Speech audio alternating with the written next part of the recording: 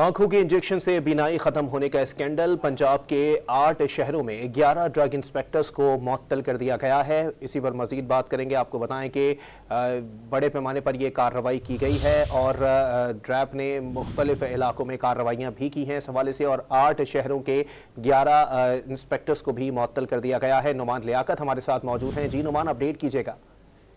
जी बिल्कुल, ये जो इंजेक्शन है ये शुगर के मरीज जो जिनकी आंखें मुतासिर होती थी उनको लगाया जाता था, और इसके बाद ये इंजेक्शन जो है वो रिएक्शन करने लगा और मुतअद्दिद मरीज ऐसे सामने आए जिनकी आंखों की पहनाई जो है वो महरूम हुई थी, जिसके बाद आंखों के इंजेक्शन की पहनाई के हवाले से महकमा सेहत ने एक्शन लिया। इस पर वज़ीर-ए-आला पंजाब ने भी एक्शन लिया और 8 शहरों के जो 11 ड्रग इंस्पेक्टर्स हैं इनको मुअत्तल कर दिया गया है, और जिन इंस्पेक्टर्स को मुअत्तल किया गया है इनके मुतालिक ये इंकशाफ किया है महकमा सेहत ने कि इन इलाकों में जो इंजेक्शन है वो तैयार किया जा रहा था।